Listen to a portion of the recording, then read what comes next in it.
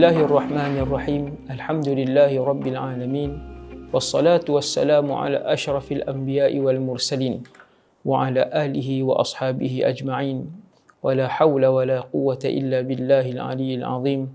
Rabbi syrah li sadri wa yassir li amri wahlul 'uqdatan min lisani yafqahu qawli. Allahumma hdi qalbi wa saddid lisani bihaqqi sayyidina Muhammad sallallahu alaihi wasallam. Amma ba'd. Syukur ke atas Allah Subhanahu wa taala atas nikmat iman dan Islam yang masih dipanjangkan kepada saya dan semua umat Rasulullah sallallahu alaihi wasallam. Wahai Allah, limpahkanlah dan kurniakanlah hidayah kepada semua umat Nabi Muhammad sallallahu alaihi wasallam. Kita menggunakan buku 65 gambaran kehidupan para sahabat radhiyallahu anhum. Bermaksud ada 65 orang yang dihuraikan tentang kehidupan mereka, para sahabat Nabi radhiyallahu anhum. Hari ini kita masuk sahabat yang ke-9, iaitu Sayyiduna Amr bin Jamuh, ataupun lebih mudahnya Amr bin Jamuh.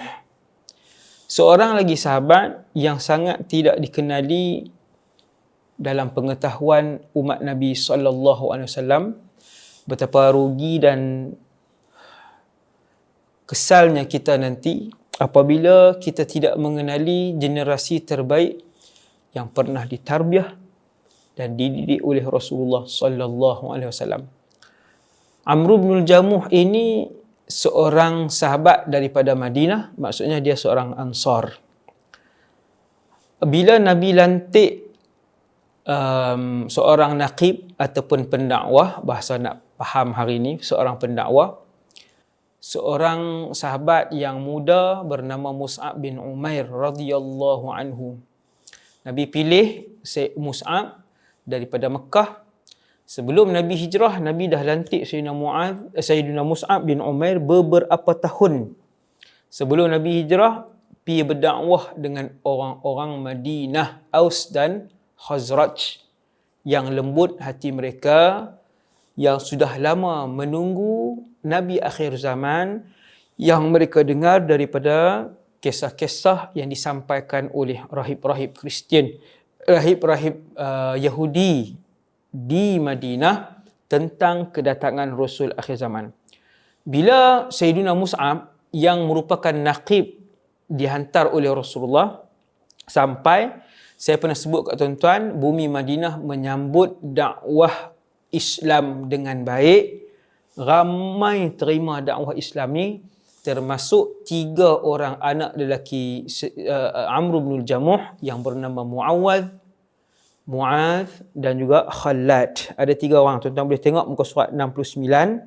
Siapa yang ada buku, 3 orang anak lelaki Amr bin Jamuh, termasuk isteri beliau yang bernama Hindun, juga telah peluk agama Islam dan tidak diketahui oleh Amr. Tidak diketahui oleh Amr. Dan Amr ini salah seorang daripada pemimpin Bani Salamah, suku Bani Salamah. Dia bukan orang biasa, dia salah seorang pemimpin, bukan ketua tertinggi lah Bani Salamah itu. Dia salah seorang pemimpin dan dia tak terima lagi Islam ketika itu. Tapi yang kata orang Madinah ni zaman tu, dia tidaklah begitu bengis dan kasar seperti mana orang Arab di Mekah pada zaman itu. Cumanya ketika itu Amr bin Jamuh belum menerima Islam yang telah dipeluk oleh anak-anak dan juga isteri dia. Sampai satu hari, Amr ni dipanggil isteri dia. Dia kata, wahai Amr, wahai Hind, aku duk perhati lama dah dengan satu orang pemuda bernama Mus'ab yang datang daripada Mekah. Ajaran yang dia bawa merbahaya kepada masyarakat kita dan juga pegangan kita. Wahai Hindun, awasi anak kita 3 orang daripada bergaul dengan pemuda Mekah ini. Pemuda Mekah ni Mus'ab yang dihantar oleh Rasulullah. Waktu tu Amr, dia tak tahu lagi anak dengan isteri dia dah masuk Islam. Isteri dia kata, baiklah. Tapi adakah kamu tak teringin untuk mendengar apa yang anak kamu Muaz, Muawwadh dan Khalad dengar daripada pemuda Mekah ni? Tak mau dengar ke apa yang mereka dengar daripada pemuda ni? Maka waktu tu Amr pun marah. Dia marah, dia kata celaka, dia kata adakah anak-anak kita telah meninggalkan agama ni? Dan agama kita, dan aku tak tahu pun. Jadi dia marah dengan isteri dia. Maka isteri dia Hindun pun cuba nak tenangkan suami dia. Isteri kata, tak, bukan macam tu. Maksud saya, anak-anak kita pernah menghadiri majlis yang diadakan oleh Mus'ab, dan mereka menghafal beberapa perkataan daripada pemuda Mekah ni. Abang tak mau dengar ke? Ni terjemahan bahasa kita hari ni kan. Dia tanya kat suami dia, abang tak mau dengar ke sikit? Suami dia pun renung, suami dia kata, boleh? Kan, nak dengar sikit. Maka isteri dia pun panggil anak tadi ni, salah seorang daripada anak mereka, iaitulah Muaz. Bila sampai Muaz ni, ayah dia kata, ayah nak dengar sikit apa yang pemuda Mekah tu selalu sampaikan kepada kamu semua. Ajaran apa yang dia sampai, benda apa yang selalu dia bacakan kepada kamu semua. Tuan-tuan yang dirahmati Allah, Muaz ibn Amr, sahabat lah ni.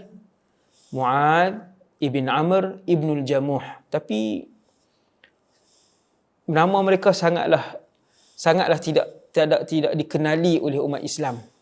Sayyiduna Muaz ibn Amr kata, wahai ayah, aku sering mendengar Mus'ab pemuda Mekah ni membacakan Bismillahirrahmanirrahim. Alhamdulillahi Rabbil Alamin. Ar-Rahmanir-Rahim. Maliki Yawmiddin. Iyyaka na'budu wa iyyaka nasta'in. Ihdinas siratal mustaqim.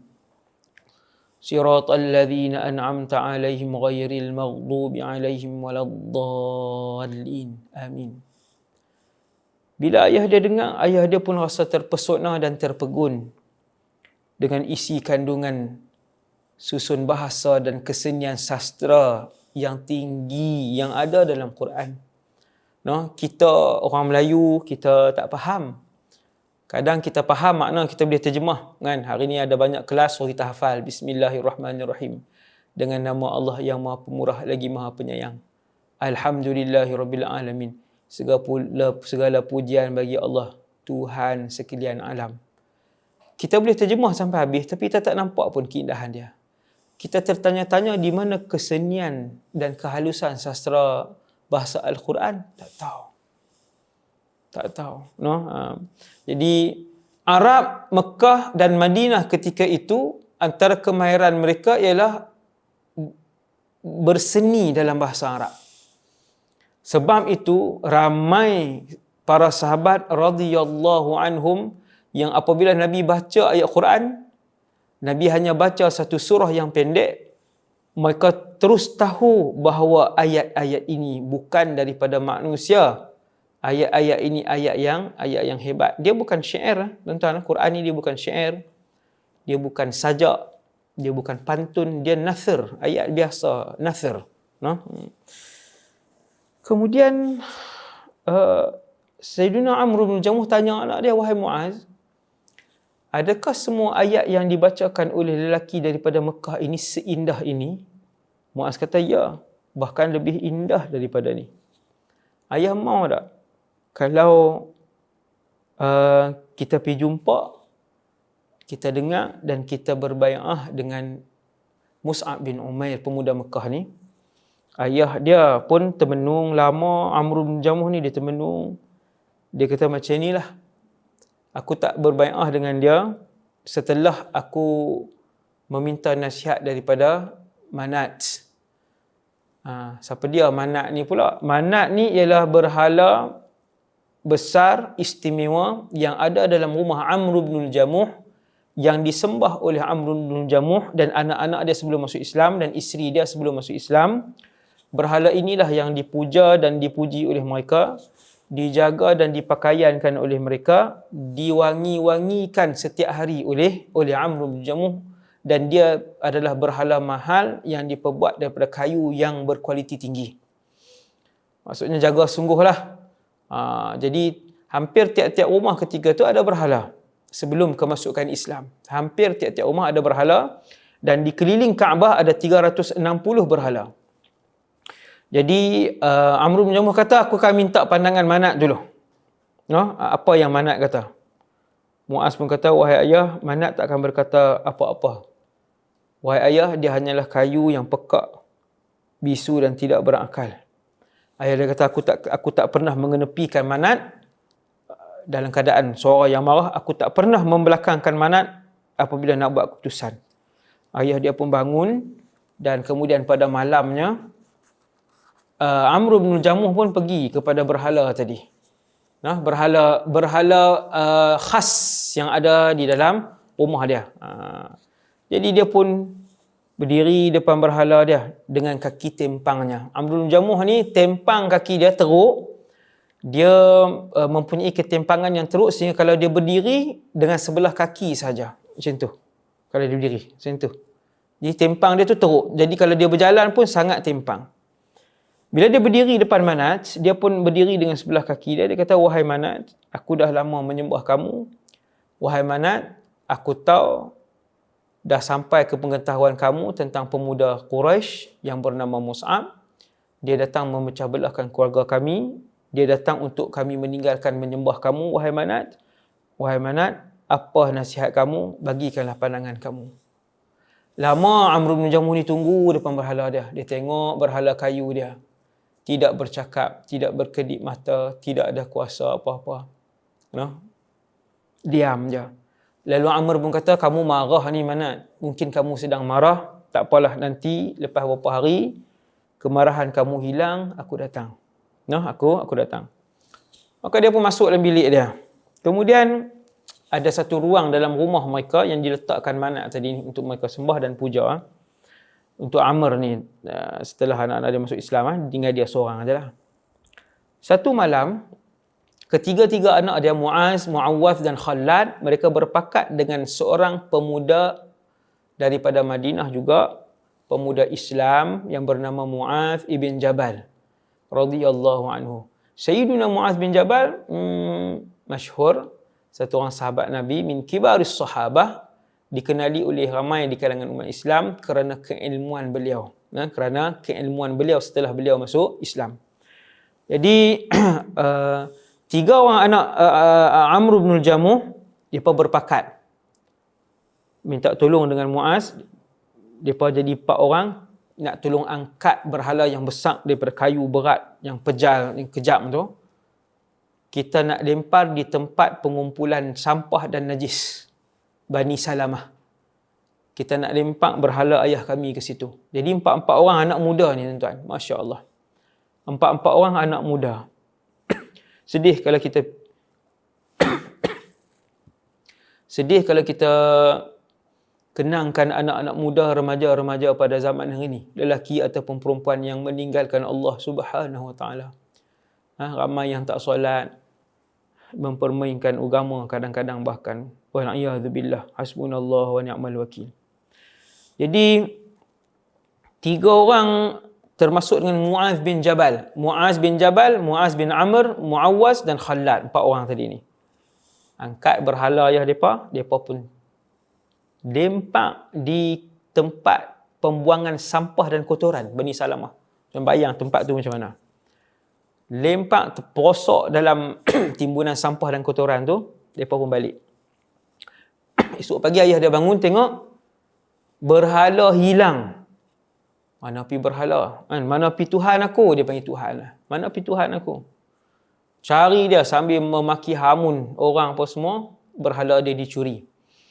Maki hamun, tanya isteri dia kata tak tahu, tanya anak-anak dia kata jawab tidak tahu. Dia pun cari keliling rumah, pusing pekan, akhirnya jumpa Manat, berhala yang dia sembah tadi, terperosok di dalam kawasan bangkai sampah dan juga kotoran Bani Salamah. Dia pun menangis, dia pun ambil, dia basuh, dia cuci, akhirnya dia wangikan balik apa semua, dia letak di tempat dia. Dia kata, wahai Manat, kalau aku tahu siapa yang buat kepada kamu semua ni, akan aku siksa orang-orang tu. Jadi malam kedua, anak-anak muda yang beriman ni, termasuk Muaz ibn Jabal, mereka angkat sekali lagi. Macam biasa, mereka buang di tempat yang sama. Esok, Amr bin Jamuh bangun, tak jumpa dia punya Tuhan dia, berhala tu lah. Dia pun cari, kali kedua nampak masih lagi di tempat yang sama. Semalam dia dah angkat dah. Hari ni duduk di situ lagi. Dia angkat, dia bersihkan, dia wangikan, dia bubuh apa kain yang cantik-cantik semua dia letak. Malam ketiga pun dilakukan oleh anak-anak dia dengan benda yang sama. Setelah keesokannya, kali yang ketiga, dia pun bersihkan berhala tu, Tuhan dia tu, lalu dia letakkan pedang. Dia kata, wahai Manat, aku tak tahu siapa yang buat kepada kamu, yang berani masuk ke dalam rumah aku, angkat kamu dan lemparkan kamu di tempat yang kotor ini. Wahai Manat, ini pedang, aku sangkut di leher kamu. Malam ini, kalau orang itu datang, kamu pertahankan diri kamu. Malam yang keempat, anak-anak Amr, termasuk Muaz bin Jabal, sekali lagi angkat. Kali ini sebelum mereka lempak berhala ni, berhala ayah mereka ni, ke dalam longgokan sampah dan kotoran, diikat bersama dengan bangkai anjing. Bukan dia bunuh anjing tu, ada bangkai anjing, dia ikat di situ sekali. Kemudian ayah dia bangun, tengok esok tak ada berhala. Dia cari Tuhan dia. Dia marah, dia mengamuk. Dia pergi terus ke tempat pembuangan sampah. Lalu kali ini dengan penuh keadaan penghinaan. Dalam keadaan yang sangat terhina, dia tengok berhala dia terbungkam, muka ke bawah kotoran. Ada bangkai dan ada bangkai anjing. Dikelilingi dengan najis-najis Bani Salamah. Dalam keadaan juga pedang pun tak ada. Pedang hak dia bekalkan tu pun kena curi. Lalu berkatalah sambil dia bersyair, Amr ibn Jamuh ni sambil dia bersyair, dia kata, demi Allah, kamu bukan Tuhan. Seandainya kamu Tuhan, kamu tidak akan terperosok di tengah-tengah bangkai anjing dan juga kotoran sampah.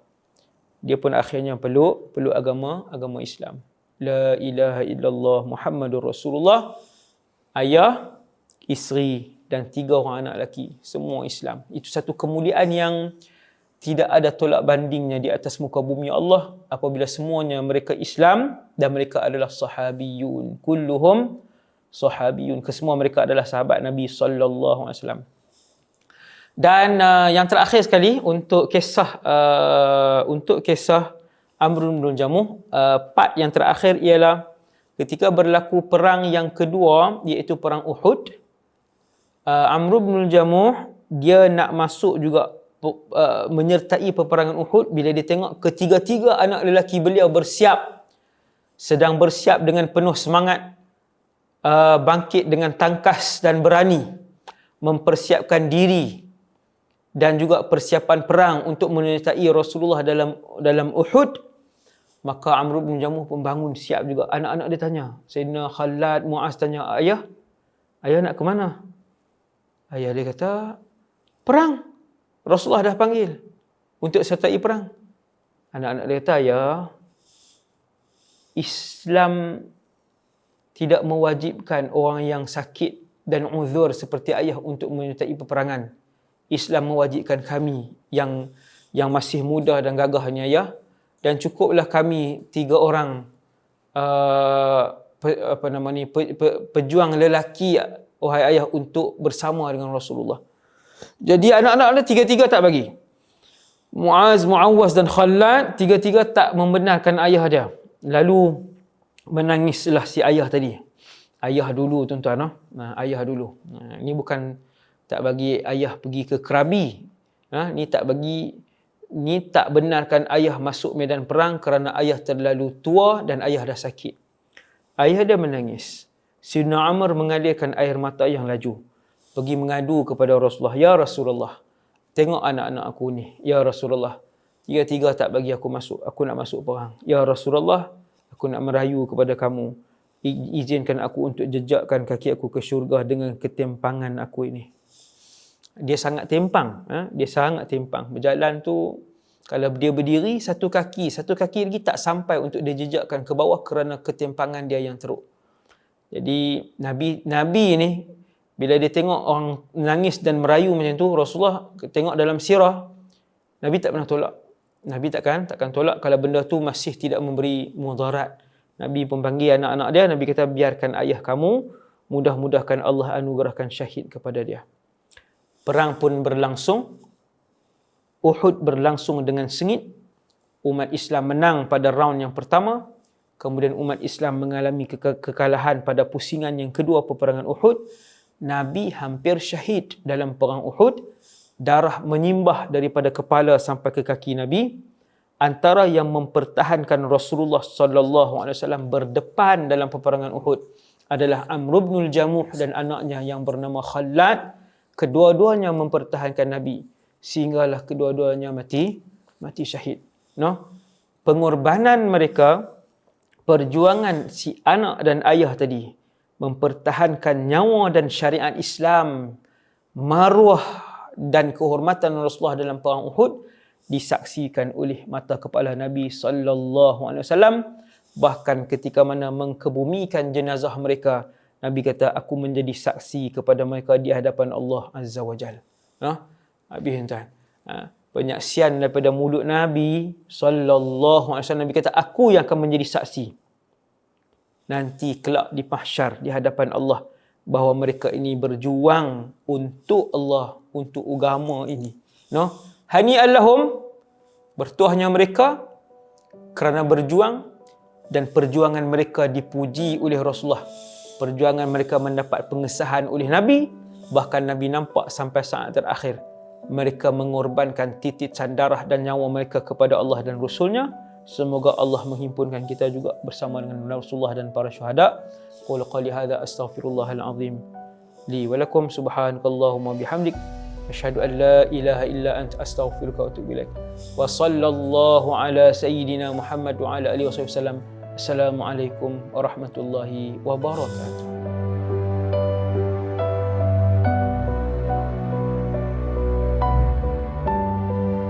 Orang-orang Madinah tiap-tiap hari pagi mereka tunggu Nabi. Lepas tu mereka balik buat kerja apa semua. Sekali tengah hari mereka tunggu lagi. Punya seronok nak menyambut kedatangan Rasulullah sallallahu alaihi wasallam. Bila semua mai, kata Sayyidina Anas, itulah hari yang paling cerah dalam bumi Madinah yang aku ingat dalam hidup aku selama 100 tahun. Waktu Nabi mai tu sambil kami duk bernasyid, Tala'al badru alaina min thaniyatil wada'.